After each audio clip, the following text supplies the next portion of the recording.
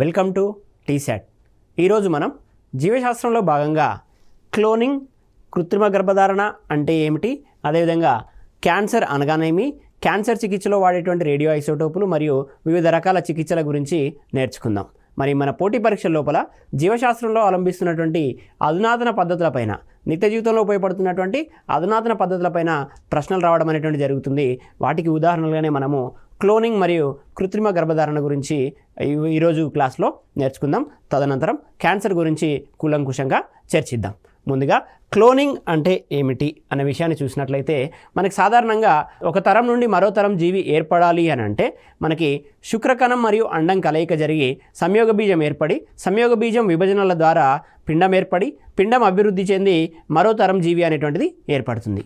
కానీ అలా కాకుండా శుక్రకణం మరియు అండాల యొక్క శుక్రకణం మరియు అండాల కలయిక లేకుండానే ఒక జీవిని ఏర్పాటు చేసేటువంటి ప్రక్రియనే క్లోనింగ్. ఏ విధంగా మరి ఒక జీవి ఏర్పడుతుంది అని అంటే, ఒక జీవి యొక్క శరీరక కణాన్ని, అంటే ఏ జీవి నుంచి, తల్లి తరం నుంచి లేదా తండ్రి తరం నుంచి ఏదైనా ఒక జీవి నుంచి శారీరక కణాన్ని, దీన్ని మనకు శాకీయ కణంగా కూడా పేర్కొనడం అనేది జరుగుతుంది. అంటే లైంగిక కణాలు, ఇవేదైతే లైంగిక కణాలు ఉన్నాయో శుక్రకణాలు, అండాలు, ఇవి కాకుండా శారీరక కణాన్ని మనం తీసుకొని దాని కేంద్రకాన్ని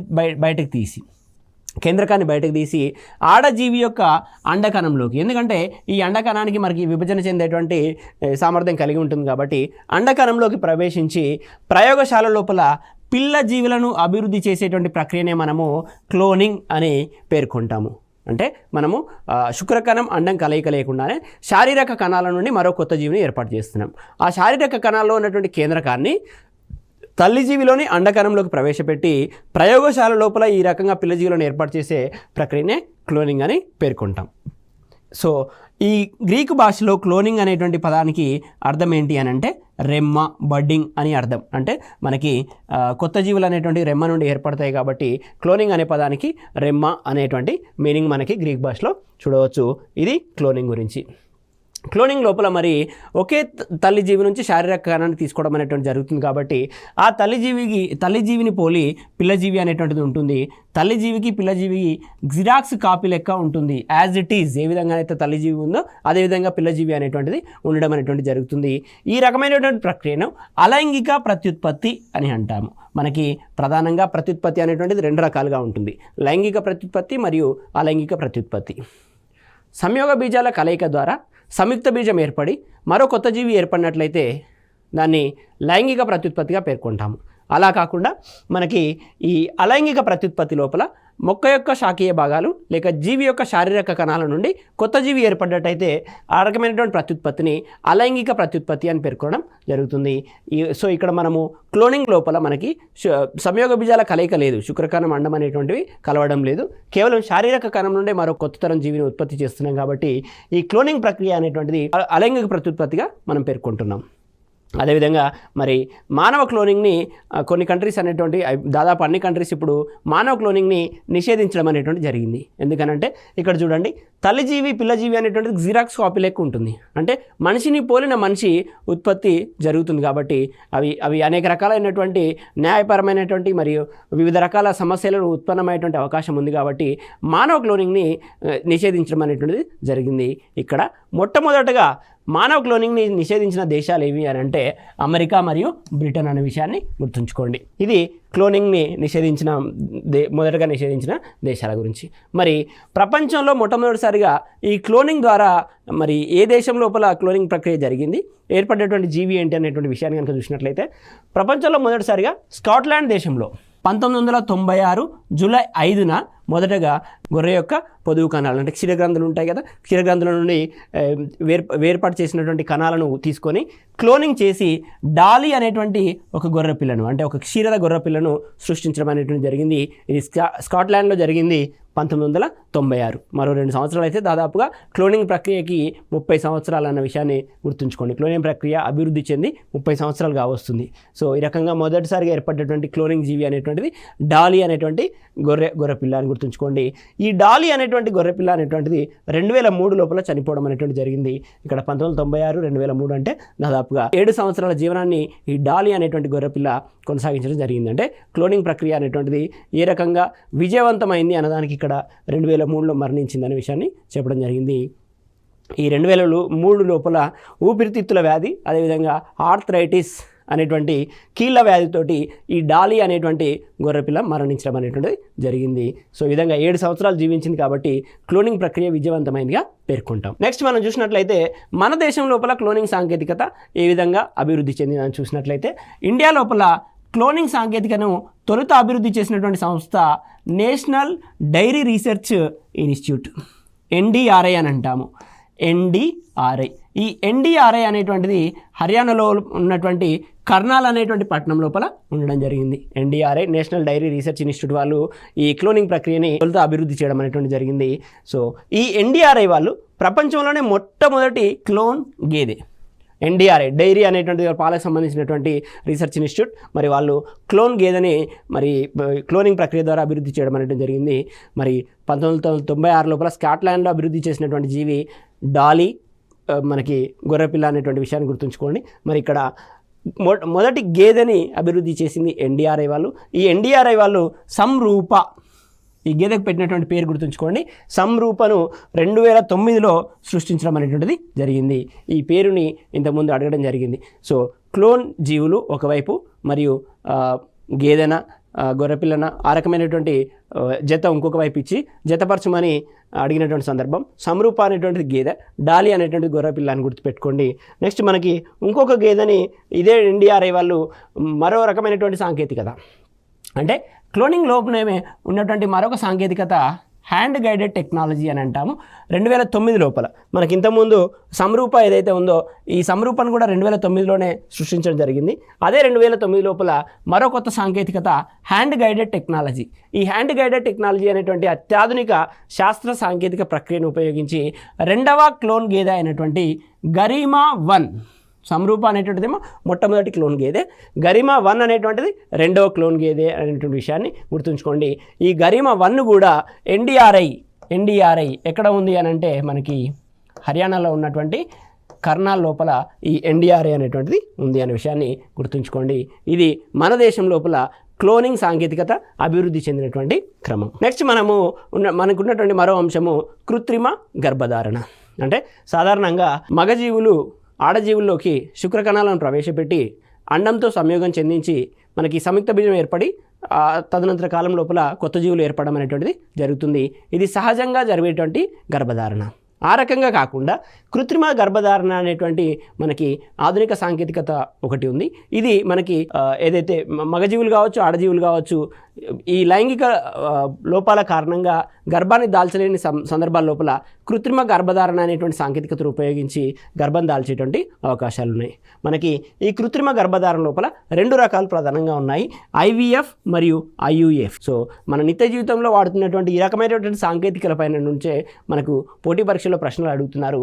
ఒకసారి ఈ కృత్రిమ గర్భధారణ లోపల ఉన్నటువంటి IVF అంటే ఏంటి, IUF అంటే ఏంటి అనేటువంటి విషయాన్ని చూద్దాం. ఇప్పుడు చూడండి, ఒక శుక్రకణం అనేటువంటిది ఉంది, ఒక అండం అనేటువంటిది ఉంది. ఈ 2 కలయిక ద్వారా మనకు సంయుక్త బీజం అనేటువంటిది ఏర్పడుతుంది. శుక్రకణం అనేటువంటిది పురుషుడి నుండి లభిస్తే అండం అనేటువంటిది స్త్రీ గర్భాశయం నుంచి లభించడం అనేటువంటిది జరుగుతుంది. సో బీజకోశాల నుండి స్త్రీ బీజకోశాల నుంచి లభించడం అనేటువంటిది జరుగుతుంది.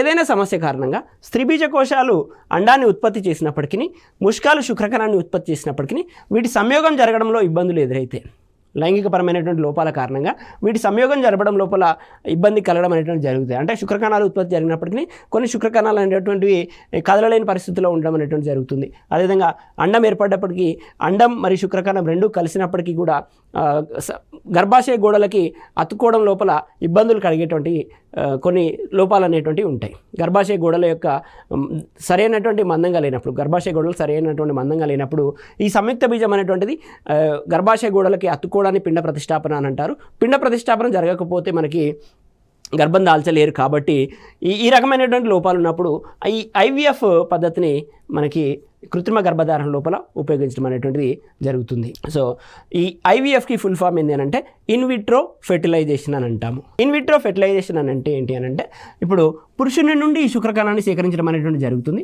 అదేవిధంగా స్త్రీ నుండి అండాన్ని సేకరించడం అనేటువంటిది జరుగుతుంది. పురుషుని నుండి శుక్రకణాన్ని, స్త్రీ నుండి అండాన్ని సేకరించి ఈ శుక్రకణాన్ని మరియు అండాన్ని ల్యాబొరేటరీల లోపల టెస్ట్ ట్యూబ్ లోపల వీటిని కలపడం అనేటువంటి ఫలదీకరణం చెందించడం అనేటువంటి జరుగుతుంది. ఆ రకంగా టెస్ట్ ట్యూబ్ లోపల ఫలదీకరణం చెందించి ఏర్పడ్డటువంటి సంయుక్త బీజాన్ని తిరిగి స్త్రీ యొక్క గర్భాశయంలోకి ప్రవేశపెట్టి మనకి ఈ సంయుక్త బీజాన్ని గర్భాశయ గోడలకి అతుక్కునే విధంగా చేస్తారు. ఎప్పుడైతే గర్భాశయ గోడలు సరైనటువంటి మందంగా ఉన్నట్టు. ఒకవేళ స్త్రీ కనుక ఆ గర్భాశయ గోడలు మందంగా లేనప్పుడు టెస్ట్ ట్యూబ్ లోపల బేబీని ఉత్పత్తి చేసేటువంటి పద్ధతి ఈ ఐవీఎఫ్ పద్ధతి. సో ఆ రకంగా ఉత్పత్తి చేయబడేటువంటి బేబీలను టెస్ట్ ట్యూబ్ బేబీ అని అంటారు. టెస్ట్ ట్యూబ్ బేబీ అని పేర్కొనడం అనేది జరుగుతుంది. కృత్రిమ గర్భధారణ లోపల ఇన్విట్రో ఫెర్టిలైజేషన్ అనేటువంటిది ఒక రకమైనటువంటి సాంకేతికత. అదేవిధంగా ఐయుఎఫ్ ఏదైతే ఉందో దీన్ని ఇంట్రా యూటరైన్ ఫెర్టిలైజేషన్ అని అంటాము. ఇదేమో ఇన్విట్రో ఫెర్టిలైజేషన్, ఇదేమో ఇంట్రా యూటరైన్ ఫెర్టిలైజేషన్. మనకు తెలుసు యూటరస్ అంటే గర్భాశయం, స్త్రీ యొక్క గర్భాశయం. సో ఇంట్రా యూటరైన్ ఫెర్టిలైజేషన్ అంటే ఏంటి అని అంటే గర్భాశయం లోపలే ఫలదీకరణం అనేటువంటి జరుగుతుంది. అంటే ఐవీఎఫ్ లోపల ఫలదీకరణం అనేటువంటిది టెస్ట్ ట్యూబ్ లోపల జరిగింది కాబట్టి ఇన్ విట్రో ఫెర్టిలైజేషన్ అని అంటాము. ఇంట్రా యూటరైన్ ఫెర్టిలైజేషన్ అని అంటే గర్భాశయం లోపలే, ఇంట్రా యూటరైన్ అని అంటున్నాము, గర్భాశయం లోపలే ఫలదీకరణం అనేటువంటి జరగడం జరుగుతుంది. కానీ ఇక్కడ ఏమవుతుందని అంటే ఇంతకుముందు చెప్పినట్లు కొన్ని శుక్రకణాలు తమ స్వయంగా అండాన్ని చేరుకొని అండాన్ని ఫలదీకరణం చెందించలేవు. అనేక కారణాల రీత్యా ఈ శుక్రకణాలు ఎప్పుడైతే అండాన్ని చేరి ఫలదీకరణం చెందించలేవో ఇంట్రా యూట్రైన్ ఫెర్టిలైజేషన్ అనేటువంటి ఒక పద్ధతిని ఉపయోగించి కృత్రిమంగా గర్భధారణ పొందవచ్చు. ఈ ఇంట్రా యూట్రైన్ ఫెర్టిలైజేషన్ అని అంటే గర్భాశయం లోపలే ఫలదీకరణ జరుగుతుంది. కానీ పురుష జీవి నుంచి ఎప్పుడైతే ఈ అండం అనేటువంటిది బీజకోశాల నుండి విడుదలైందని తెలుసుకున్నటువంటి డాక్టర్లు ఈ తీసుకున్నటువంటి శుక్రకణాలను పురుష జీవి నుంచి స్వీకరించినటువంటి ఈ శుక్రకణాలు ఏవైతే ఉందో ఈ శుక్రకణాలను కృత్రిమంగా మనకి అండానికి దగ్గరగా చేర్చడం అనేటువంటిది జరుగుతుంది. సహజ సిద్ధంగా కాకుండా కృత్రిమంగా ఈ శుక్రకణాలను అండం దగ్గరికి చేర్చేటువంటి పద్ధతే ఐయుఎఫ్. అప్పుడు ఎప్పుడైతే ఈ శుక్రకణం అండం దగ్గరికి చేర్చడం జరిగిందో అప్పుడు ఈ శుక్రకణం అనేటువంటిది అండాన్ని ఫలదీకరణ చెందించిన కారణంగా సంయుక్త బీజం ఏర్పడి ఆ సంయుక్త బీజం గర్భాశయ గోడలకు అతుక్కొని గర్భాశయం లోపలే ఫలదీకరణం జరుగుతుంది. కృత్రిమంగా గర్భాశయంలోకి ఈ శుక్రకణాన్ని ప్రవేశపెట్టడం అనేటువంటి జరుగుతుంది. సో ఆ రకంగా గర్భాశయ గోడలకి సంయుక్త బీజం అత్తుకొని గర్భధారణ గావించడం అనేటువంటి జరుగుతుంది. ఇది ఇంట్రా యూట్రైన్ ఫెర్టిలైజేషన్. యూట్రైన్ లోపల ఫెర్టిలైజేషన్ అనేటువంటి జరుగుతుంది యూట్రస్ లోపల కాబట్టి ఇంట్రా యూట్రైన్ ఫెర్టిలైజేషన్, ఇది ఇన్విట్రో ఫెర్టిలైజేషన్. ఇది మనకి ప్రధానంగా ఉన్నటువంటి రెండు రకాలైనటువంటి కృత్రిమ గర్భధారణలు. ఓకేనా. మరి ఈ కృత్రిమ గర్భధారణలు అనేటువంటివి మనకి ఏ రకంగా అభివృద్ధి చెందాయి అనే విషయాన్ని చూసినట్లయితే భారతదేశంలో మొట్టమొదటి టెస్ట్ ట్యూబ్ బేబీ పేరు మనకి హర్ష. ఈ రకమైనటువంటి ప్రశ్నలే అడగడం జరుగుతుంది. మొట్టమొదటి టెస్ట్ ట్యూబ్ బేబీ ఏంటి, మొదటి క్లోనింగ్ జీవి పేరేంటి. సో ఇక్కడ గుర్తుంచుకోండి, హర్ష అనేటువంటిది మనకి మొదటి test tube baby. So CCMB వారు ఈ కృత్రిమ గర్భధారణ పైన అనేక పరిశోధనలు అనేటువంటివి నిర్వహించడం జరిగింది. లాల్జీ సింగ్ అనేటువంటి శాస్త్రవేత్త ఆధ్వర్యం లోపల మనకి 2 జింకలను ఐవీఎఫ్ పద్ధతి ద్వారా ఉత్పత్తి చేయడం జరిగింది. ఇంతకుముందే చెప్పాము ఐవీఎఫ్ అంటే ఇన్ విట్రో ఫెర్టిలైజేషన్ అని చెప్పాము. టెస్ట్ ట్యూబ్ లోపల ఫలదీకరణ జరిగితే దాన్ని ఐవీఎఫ్ అని అంటాము. సో ఈ పద్ధతి ద్వారా ఉత్పత్తి చేయడం అనేటువంటి జరిగింది. 2 జింకలను ఐవీఎఫ్ పద్ధతి ద్వారా ఉత్పత్తి చేయడం అనేటువంటి జరిగింది. మనకు ఆ 2 జింకల లోపల మనకి మచ్చల జింక ఒకటి మరియు కృష్ణ జింక ఒకటి, ఈ 2 రకాల జాతులని మనం కృత్రిమ గర్భధారణ ద్వారా లాల్జీ సింగ్ అనేటువంటి శాస్త్రవేత్త మనకు తెలుసు. సిసిఎంబి అనేటువంటిది ఎక్కడ ఉంది అని కూడా ఒకసారి ప్రశ్న అడగడం జరిగింది. సిసిఎంబి అనేటువంటిది హైదరాబాద్లోనే ఉంది. Centre for cellular and molecular biology అని అంటాము. ఇది మనకు హైదరాబాద్లో ఉండడం అనేటువంటి జరిగింది. ఏర్పాటు చేయబడ్డటువంటి 2 రకాల జీవులు మచ్చల జింక మరియు కృష్ణ జింక. నెక్స్ట్ మనకి మరో అంశము మనకి క్యాన్సర్ అనేటువంటిది ఉంది. సో ఈ క్యాన్సర్ గురించిన అధ్యయనాన్ని మనము ఆంకాలజీ అని పేర్కొంటాం. సో క్యాన్సర్ని కలిగించేటువంటి వైరస్ ఏదైతే ఉందో ఆ వైరస్లని ఆంకో వైరస్ అని పేర్కొంటాము. సో ముఖ్యమైన వైరస్ రకం, అనేక రకాల వైరస్లన్నింటినీ కలిపి ఆంకో వైరస్ అని అంటాము. సో ఇందులో ముఖ్యమైన వైరస్ రకం ఏంటంటే హ్యూమన్ పాపిలోమా వైరస్ అనేటువంటిది క్యాన్సర్ని కలిగించడం అనేటువంటిది జరుగుతుంది. సో సాధారణంగా కణ విభజన అంటే ఒక కణం అనేటువంటిది 2 కణాలుగా విడిపోవడాన్నే కణ విభజన అని అంటాం. సో ఈ కణ విభజన అనేటువంటిది జన్యువుల ఆధీనంలో ఉంటుంది. మనకి ఏదైతే జీన్స్ అని పేర్కొంటామో ఈ జీన్స్ ఆధీనం లోపల, జన్యువుల ఆధీనం లోపల నియంత్రించబడుతుంది. కణాలు ఎప్పుడు విభజన చెందాలి, ఎంత మొత్తంలో విభజన చెందాలి అనేటువంటిది జన్యువుల ఆధీనంలో నియంత్రించబడుతుంది. కానీ ఈ జన్యువులకి అప్పుడప్పుడు ఉత్పరివర్తనాలు అనేటువంటివి కలుగుతాయి. అంటే జన్యువు లోపల కలిగేటువంటి అసాధారణ మార్పులనే మనము ఉత్పరివర్తనాలు అని అంటాము. వీటిని మనం ఇంగ్లీష్ లోపల మ్యూటేషన్స్ అని అంటాము. మ్యూటేషన్స్. సో అసాధారణ మార్పులనే మ్యూటేషన్ లేదా ఉత్పరివర్తనాలు అని అంటాము. సాధారణంగా కణ విభజన అనేటువంటిది జన్యువుల ఆధీనంలో ఉంటుంది. సో ఈ జన్యువుల లోపల మనకి అసాధారణ మార్పులు అనేటువంటివి రావడం జరుగుతుంది. వాటిని ఉత్పరివర్తనాలు లేదా మ్యూటేషన్ అని అంటాము. సో ఈ ఉత్పరివర్తనాల కారణంగా కణ విభజన అనేటువంటిది అదుపు తప్పి, కణ విభజన ఏదైతే ఉందో ఈ కణ విభజన అనేటువంటిది అదుపు తప్పి కణాల రాశి అనేటువంటిది ఏర్పడుతుంది. దీన్నే మనము గడ్డ అని పేర్కొంటాం. కణాల గడ్డ అనేటువంటిది, కణతి అనేటువంటిది పేర్కొనడం జరుగుతుంది. కణాల రాశి అనేటువంటిది ఏర్పడుతుంది. కణాల రాశిని సమూహం, కణాల సమూహం అని కూడా అంటాము. సో ఈ కణాల సమూహాన్నే లేదా ఈ రకమైనటువంటి జబ్బునే మనము క్యాన్సర్గా పేర్కొనడం అనేటువంటిది జరుగుతుంది. సో ఈ క్యాన్సర్ ఏర్పడడానికి కారణం జీన్స్లో ఏర్పడేటువంటి మ్యూటేషన్ అని గుర్తుంచుకోండి. సో సాధారణంగా క్యాన్సర్ని కలిగించేటువంటి కారకాలు ఏవైతే ఉన్నాయో ఆ కారకాలన్నింటినీ కూడా కార్సినోజెనిక్ ఏజెంట్స్ అని పిలుస్తున్నాము. ఇక్కడ కొన్ని రకాల కార్సినోజెనిక్ ఏజెంట్స్ని ఇవ్వడం జరిగింది. పొగ, మసి, అదేవిధంగా క్రిమి సంహారకాలు, మనము క్రిములను చంపడానికి ఉపయోగించేటువంటి మందులు ఏవైతే ఉన్నాయో ఆ క్రిమి సంహారకాలు కూడా మానవం లోపల క్యాన్సర్ని కలిగించేటువంటి అవకాశాలు ఉన్నాయి. అందుకే క్రిమి సంహారకాలను కార్సినోజెనిక్ ఏజెంట్స్గా పేర్కొనడం జరిగింది. మనము DDT అంటాం, డైక్లోరో డైఫీనల్ ట్రైక్లోరో ఈథెన్. డైక్లోరో డైఫీనల్ ట్రైక్లోరో ఈథెన్ అనేటువంటిది కూడా కార్సినోజెనిక్ ఏజెంట్. సో నికోటిన్ ప్రధానమైనటువంటి కార్సినోజెనిక్ ఏజెంట్ నికోటిన్. ఇది పొగాకులో ఉండేటువంటి పదార్థం నికోటిన్. మనం సాధారణంగా స్మోకింగ్ చేసే వాళ్ళ లోపల మనకి పాతకాలం లోపల చుట్టలు తాగడం కావచ్చు, తర్వాత బీడీలు కావచ్చు, తర్వాత సిగరెట్లు కావచ్చు, తాగేవారి లోపల క్యాన్సర్ ప్రభావం పడేటువంటి అవకాశాలు ఎక్కువగా ఉంటాయి. ఎందుకంటే ఆ సిగరెట్ మరి బీడీల లోపల మనకి పొగాకు అనేటువంటిది ఉంటుంది. పొగాకు లోపల మనకు ఉన్నటువంటి పదార్థమే నికోటిన్. ఈ నికోటిన్ని లోపలికి పీల్చిన కారణంగా ఈ నికోటిన్ పదార్థం అనేటువంటిది లోపలికి వెళ్ళి మన జన్యువుల లోపల ఉత్పరివర్తనాలను ప్రేరేపించిన కారణంగా, ఉత్పరివర్తనాలు అంటే మ్యూటేషన్స్, ఇంతకుముందే చెప్పాము, అసాధారణ మార్పులు. సో ఈ రకంగా నికోటిన్ అనేటువంటిది ఉత్పరివర్తనాలను ప్రేరేపించిన కారణంగా ఉత్పరివర్తనాలు జరిగి మనకి కణాల విభజన లోపల మనకి కణాల విభజన నియంత్రణ లేకుండా జరగడం అనేది జరుగుతుంది. తత్ఫలితంగా మనకు క్యాన్సర్ రావడం జరుగుతుంది. నెక్స్ట్ మనకి ఆఫ్లోటాక్సిన్ అనేటువంటి మరో పదార్థం అనేటువంటిది ఉంటుంది.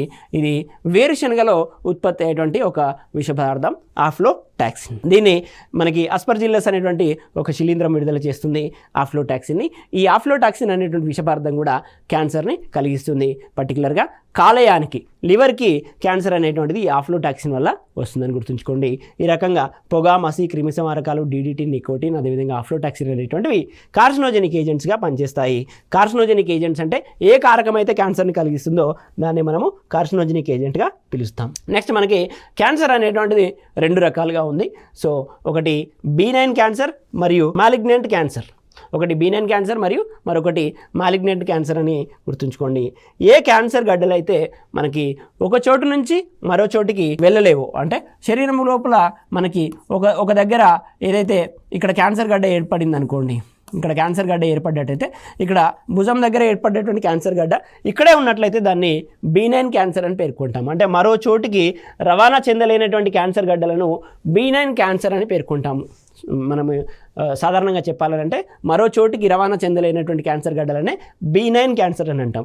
మరి దీనికి కలిగినటువంటి కారణం ఏంటి అని అంటే ఈ కణాల గడ్డ చుట్టూ సందాయక కణజాలం అనేటువంటిది ఆవరించబడి ఉంటుంది. ఈ కణాల గడ్డ చుట్టూ అంటే మనము కణ విభజన అనేటువంటిది అసాధారణంగా జరిగి ఒక గడ్డ లాంటి కణాల రాశి అనేటువంటిది ఏర్పడుతుందని చెప్పాము. ఈ కణాల గడ్డ చుట్టూ మనకి సందాయక కణజాలం అనేటువంటిది ఈ రకంగా ఏర్పడుతుంది.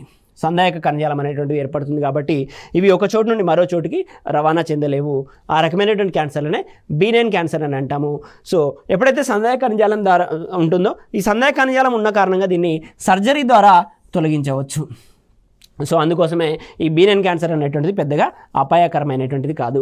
ఇది సంక్రమించినప్పుడు సర్జరీ ద్వారా వీటిని తొలగించవచ్చు కాబట్టి బీనైన్ క్యాన్సర్ అనేటువంటిది మరీ అంత ప్రమాదకరమైనటువంటిది కాదు.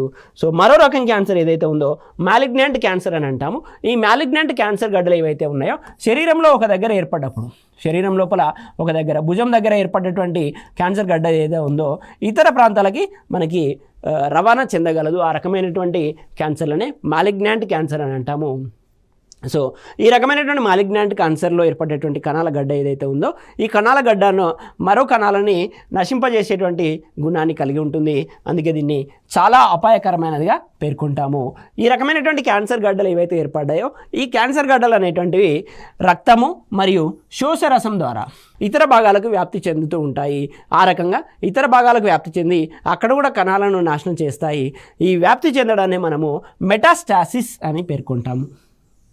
ఆ రకంగా ఒక చోటు నుండి మరొక చోటుకి క్యాన్సర్ గడ్డలు వ్యాప్తి చెందడాన్ని మెటాస్టాసిస్ అని పేర్కొంటాము. సో ఇది మాలిగ్నెంట్ క్యాన్సర్ లోపల జరుగుతుంది సాధారణంగా. అందుకే మాలిగ్నెంట్ క్యాన్సర్ అనేటువంటిది కొంచెం అపాయకరమైనటువంటిది. సో నెక్స్ట్ మనకి ఇండియా లోపల ఎక్కువగా చూసినట్లయితే మగవారిలోనేమో నోటి మరియు గొంతు క్యాన్సర్. ఎందుకనంటే సాధారణంగా గుట్కా తినడం మరియు సిగరెట్లు తాగడం, స్మోకింగ్ చేయడం కారణంగా నోటి మరియు గొంతు క్యాన్సర్ అనేటువంటిది మగవారిలో ఎక్కువగా ఉంటున్నాయి. మరి ఇంకా స్త్రీల లోపల చూసినట్లయితే గర్భాశయ ముఖద్వార క్యాన్సర్ అనేటువంటిది ఎక్కువగా వస్తుంది. స్త్రీల లోపల గర్భాశయ ముఖద్వార క్యాన్సర్ అనేటువంటిది ఎక్కువగా వస్తుంది. మరి మగవారి లోపల నోటి క్యాన్సర్ మరియు గొంతు క్యాన్సర్ అనేటువంటిది ప్రధానంగా ఉంటుంది. సో ఈ క్యాన్సర్ని నిర్ధారించాలంటే మనం చేసేటువంటి పరీక్ష పేరే బయాప్సీ అంటున్నాం. సో బయాప్సీ అంటే ఏంటి అని అంటే మనకి ఎప్పుడైతే డౌట్ వచ్చిందో, ఎప్పుడైతే మనకి ఇది క్యాన్సర్ గడ్డ కావచ్చు అని ఎప్పుడైతే డౌట్ వచ్చిందో అప్పుడు ప్రాణం గల ఒక జీవి శరీరం లోపల అనుమానిత భాగంలో నుండి కణజాలం తీసి పరీక్షించడాన్నే బయాప్సీ అని అంటాము. అంటే మనకు ఒకటి ఉబ్బినట్టుగా కనిపిస్తే ఇది క్యాన్సర్ ఏమో అని అక్కడ నుంచి కణజాలాన్ని తీసి టెస్ట్ పంపించినట్లయితే ఆ టెస్ట్ని మనము బయాప్సీ అని అంటాము. సో ఈ రకంగా ప్రాణం గల జీవిలో చేస్తేనేమో బయాప్సీ, ప్రాణం లేని జీవి శరీరంలో కణజాలాన్ని తీసి కనుక పరిశీలించినట్లయితే దాన్ని ఆటోప్సీ అని అంటాము. బయాప్సీ అనేటువంటిది ప్రాణం కలిగినటువంటి జీవి లోపల, ప్రాణం లేని జీవి లోపల శరీర కణజాలంలో తీసి పరిశీలించడాన్ని ఆటోప్సీ అని అంటాం. అంటే డెడ్ బాడీ నుంచి కనుక మనము కణజాలాన్ని తీసి పరీక్షకు పంపిస్తే దాన్ని ఆటోప్సీ అని పేర్కొంటాం. నెక్స్ట్ మనం చూసినట్లయితే క్యాన్సర్ను వివిధ రకాలుగా వర్గీకరించవచ్చు. ఏ భాగానికి ఆ క్యాన్సర్ సోకుతుందనే అంశాన్ని ఆధారంగా చేసుకొని మనకి క్యాన్సర్ సోకే భాగాన్ని క్యాన్సర్ని అనేక రకాలుగా విభజించడం అనేది జరిగింది. సో ఇంతకుముందు పోటీ పరీక్ష లోపల క్యాన్సర్ రకాన్ని ఒకవైపు, అది సోకేటువంటి భాగాలను ఇంకొక వైపు ఇచ్చి జతపరచుము అని అడిగినటువంటి సందర్భాలు అనేకం ఉన్నాయి. కాబట్టి కార్సినోమా అని ఏదైతే ఉందో ఈ కార్సినోమా అనేటువంటి క్యాన్సర్ సాధారణంగా ఎపిథీలియల్ కణాలకి సంభవిస్తుంది, ఎపిథీలియల్ కణాలకి సోకుతుంది. మరి ఎపిథీలియల్ కణజాలం ఎక్కడెక్కడ ఉంటుంది అని అంటే చర్మం లోపల ఎపిథీలియల్ కణజాలం అనేటువంటిది ఉంటుంది, జీర్ణాశయం లోపల, క్లోమం లోపల, అదేవిధంగా ప్రేగు ఆంత్రం లోపల మనకి ఎపిథీలియల్ కణజాలం అనేటువంటిది ఉండడం జరుగుతుంది. ఎపిథీలియల్ టిష్యూ అని అంటాము. ఈ ఎపిథీలియల్ కణాలకి సోకేటువంటి క్యాన్సర్ ఏదైతే ఉందో దాన్ని మనము కార్సినోమాగా పేర్కొంటాము. నెక్స్ట్ మనకి సార్కోమా అని అంటాము. ఈ సార్కోమా అనేటువంటిది మజిల్స్కి, అదేవిధంగా బోన్స్కి, కండరాలకి, ఎముకలకి వచ్చేటువంటి క్యాన్సర్ని మనము సార్కోమాగా పేర్కొంటాం. నెక్స్ట్ మనకి ల్యూకేమియా అని అంటాము. ల్యూకోసైట్స్ అని అంటే తెల్ల రక్త కణాలు, ల్యూకోసైట్స్ అని అంటే తెల్ల రక్త కణాలు. ఆ తెల్ల రక్త కణాలకు సోకేటువంటి క్యాన్సర్ని ల్యూకేమియా అని అంటాము. సాధారణంగా దీన్నే బ్లడ్ క్యాన్సర్గా కూడా పేర్కొంటాము. సో చర్మంలో ఉండేటువంటి కణాలు మెలనోసైట్ కణాలు. ఈ మెలనోసైట్ కణాలకు సోకేటువంటి క్యాన్సర్ మెలనోమా. పేరు మీదుగానే మెలనోసైట్కి మెలనోమా, ల్యూకోసైట్స్కి లుకేమియా అని గుర్తుపెట్టుకోండి. నెక్స్ట్ మనకి గర్భాశయ ముఖద్వార క్యాన్సర్ గురించి చూద్దాం. ఈ గర్భాశయ ముఖద్వార క్యాన్సర్ అని అంటే యూట్రస్ యొక్క ప్రారంభ భాగంలో వచ్చేటువంటి క్యాన్సర్ గడ్డలనే గర్భాశయ ముఖద్వార క్యాన్సర్ అని అంటాము. ఈ గర్భాశయ ముఖద్వార క్యాన్సర్ని కలిగించేటువంటి వైరస్ హ్యూమన్ పాపిలోమా వైరస్ అనేటువంటిది ప్రధానంగా స్త్రీల లోపల గర్భాశయ ముఖద్వార క్యాన్సర్ని కలగజేస్తుంది. సో దీని నివారణకు వాడేటువంటి మందు ఏంటి అని అంటే గర్డాసిల్ అని గుర్తుపెట్టుకోండి. గర్డాసిల్ అనేటువంటి మందును గర్భాశయ ముఖద్వార క్యాన్సర్ నివారణకు ఉపయోగిస్తారు. మరి ఈ గర్భాశయ ముఖద్వార క్యాన్సర్ని నిర్ధారించడానికి చేసేటువంటి టెస్ట్ ఏముంది అని అంటే పాప్ స్మియర్ టెస్ట్ అని అంటాము. ఈ క్యాన్సర్ని నిర్ధారించేటువంటి మరి పరీక్ష. నెక్స్ట్ మనం చూసినట్లయితే చికిత్స. మరి క్యాన్సర్కి ఏ రకంగా చికిత్స చేయాలి అని అంటే రసాయనాలను ఉపయోగించి కెమికల్ సబ్స్టాన్సెస్ను ఉపయోగించి క్యాన్సర్ కణాలను చికిత్స చేయడాన్నే మనము కీమోథెరపీ అని అంటాము. కీమోథెరపీ, కెమికల్ సబ్స్టెన్స్ అని అన్నాం కదా, దానిలో మొదటి పదం కీమోను తీసుకొని కీమోథెరపీ ఆ విధంగా గుర్తుంచుకోండి. సో మనకి ఇక్కడ ఉపయోగించినటువంటి కెమికల్స్ ఏంటి అని అంటే విన్క్రిస్టిన్, విన్బ్లాస్టిన్, టాక్సాల్. ఈ విన్క్రిస్టిన్ ఏదైతే ఉందో ఈ విన్క్రిస్టిన్ అనేటువంటిది సాధారణంగా మనకి ఇక్కడ విన్క్రిస్టిన్ అని ఇవ్వడం జరిగింది. మనకు బిల్లగన్నేరు మొక్క నుండి సేకరించడం జరుగుతుంది. ఈ బిల్లగన్నేరు మొక్క నుండి సేకరించినటువంటి విన్క్రిస్టిన్ లుకేమియా చికిత్స లోపల ఉపయోగపడుతుంది. లుకేమియా అంటే తెల్ల రక్త కణాలకు వచ్చేటువంటి క్యాన్సర్. నెక్స్ట్ వికిరణ చికిత్స లోపల రేడియో ఐసోటోపులు అనేటువంటివి రేడియేషన్ థెరపీ అని అంటాము. రేడియేషన్ థెరపీ అని అంటే మనకి రేడియేషన్ను ఉపయోగించి చేసేటువంటి క్యాన్సర్ చికిత్సనే రేడియేషన్ థెరపీ అని అంటాము. ఈ రేడియేషన్ చికిత్స లోపల ఉపయోగించేటువంటి ఐసోటోపులు ఏవైతే ఉన్నాయో కోబాల్ట్-60 అనేటువంటిది క్యాన్సర్ చికిత్స లోపల, అదేవిధంగా మనకి అయోడిన్ 131 ఏదైతే ఉందో ఈ అయోడిన్ 131 ఏదైతే ఉందో ఇది థైరాయిడ్ గ్రంథి సరిగా పనిచేయాలంటే అయోడిన్ అనేటువంటిది అవసరము. ఆ రకంగా గుర్తుపెట్టుకోండి. అయోడిన్ 131ని థైరాయిడ్ క్యాన్సర్ చికిత్స లోపల, ఫాస్ఫరస్ని ల్యూకేమియా చికిత్స లోపల, రేడియం ఏదైతే ఉందో ఇంప్లాంటేషన్ క్యాన్సర్ థెరపీ లోపల మనకి ఈ రేడియంని ఉపయోగిస్తున్నాము. రెడాన్ అనేటువంటిది గర్భాశయ, గొంతు, నోటి మరియు మూత్రాశయ క్యాన్సర్ లోపల మనకి రెడాన్ని ఉపయోగిస్తున్నాం. రేడియం అనేటువంటిది ఇంప్లాంటేషన్, రెడాన్ అనేటువంటిది ఈ భాగాలకి, ఫాస్ఫరస్ లుకేమియాకి, అయోడిన్ థైరాయిడ్కి, కోబాల్ట్ అనేటువంటిది సాధారణ క్యాన్సర్ చికిత్స లోపల, అదేవిధంగా ఇట్రియం అనేటువంటిది ఇంప్లాంటేషన్ థెరపీ లోపల ఉపయోగించడం అనేది జరుగుతుంది. మరో 2 రకాలైనటువంటి ఐసోటోప్లను కూడా ఇక్కడ ఇవ్వడం జరిగింది. కార్బన్-14ని శిలాజల వయసు నిర్ధారణ కార్బన్ డేటింగ్ పద్ధతిలో ఉపయోగిస్తాము. యురేనియం 235 శిల వయసు నిర్ధారించడానికి కూడా మీకు ఐడియా ఉండడం కోసం ఈ ఐసోటోప్లను కూడా ఇక్కడ చేర్చి ఎక్స్ప్లెయిన్ చేయడం అనేటువంటిది జరిగింది. నెక్స్ట్ చూసినట్లయితే మనము రేడియేషన్ థెరపీ, అదేవిధంగా ఇంతకుముందు కీమోథెరపీ లోపల కెమికల్ సబ్స్టాన్సెస్ని ఉపయోగించి మనము చికిత్స చేయడం జరిగింది. రేడియేషన్ థెరపీ లోపల రేడియేషన్ ఉపయోగిస్తాము. ఈ రేడియేషన్ను మనకి గామా కిరణాలు అనేటువంటివి కిరణాలను ఉపయోగించి రేడియేషన్ థెరపీని చేస్తాము. ఈ గామా కిరణాలను ఉత్పత్తి చేసేటువంటి ఐసోటోపే కోబాల్ట్-16 అని గుర్తుంచుకోండి. ఇంతకుముందు టేబుల్లో కూడా ఎక్స్ప్లెయిన్ చేశాం. ఇవి క్యాన్సర్ కణాలని నశింపజేస్తాయి. క్యాన్సర్ కణాలను నశింపజేస్తే మరి విభజన జరగకుండా క్యాన్సర్ అనేటువంటిది చికిత్స చేయడం జరుగుతుంది. సో రేడియేషన్ థెరపీ అని అంటాం దీన్ని. నెక్స్ట్ మనం చూసినట్లయితే క్రాస్ బ్రీడింగ్ గురించి.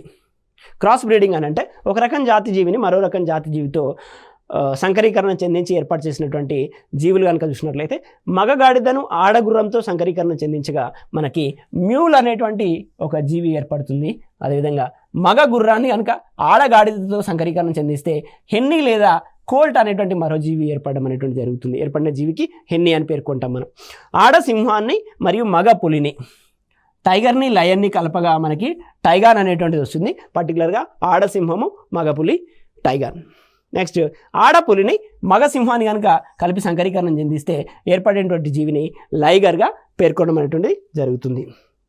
నెక్స్ట్ మనకి కుటుంబ నియంత్రణ మార్గాలు అనేటువంటివి ఉన్నాయి. సో మనము గర్భధారణ రాకుండా ఉపయోగించేటువంటి వాటిని గర్భనిరోధక సాధనాలుగా పేర్కొంటాము.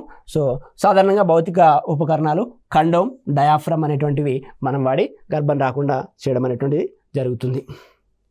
నెక్స్ట్ శుక్రకణ నాశనిలు అని అంటాము. స్పెర్మిసైడ్స్ అని అంటే శుక్రకణాలను నాశనం చేస్తాయి. కాపర్ టీ లూప్ అనేటువంటిది గర్భద్వారంలో అమర్చి మరి శుక్రకణాలు గర్భాశయంలోకి ఎంటర్ కాకుండా కాపర్ టీ లూప్ని ఉపయోగించి కూడా గర్భధారణని అరికట్టవచ్చు. కుటుంబ నియంత్రణ లోపల ఉపయోగిస్తాము. కుటుంబ నియంత్రణ శస్త్రచికిత్సలు వీటి గురించి కూడా పోటీ పరీక్షలో వస్తుంది. ఒకసారి చూద్దాం. వేసెక్టమీ అని అంటే శుక్రనాళాన్ని కత్తిరించి, పురుషుల లోపల ఉండేటువంటి శుక్రనాళాన్ని కత్తిరించి ముడివేసినట్లయితే దాన్ని వేసెక్టమీ సర్జరీ అంటాము. సో దీన్ని చేసినట్లయితే ఫర్దర్గా మనకి పిల్లలు పుట్టరు. నెక్స్ట్ ట్యూబెక్టమీ, స్త్రీల లోపల ఫాలోపియన్ నాళాలను కత్తిరించి ముడివేసినట్లయితే దాన్ని మనం ట్యూబెక్టమీ అని అంటాము. సో ఇది కూడా ఒక కుటుంబ నియంత్రణ శస్త్రచికిత్స. పురుషుల లోపల వేసెక్టమీ, స్త్రీల లోపల ట్యూబెక్టమీ అని గుర్తుంచుకోండి. సో ఈ రకంగా ఇవి 2 కూడా కుటుంబ నియంత్రణ శస్త్రచికిత్సలు. సో ఇది ఈ క్లాస్కు సంబంధించినటువంటి సమాచారం. మరో క్లాస్లో మరో అంశంతో మేము ముందుకు వస్తాను. Thank you, one and all.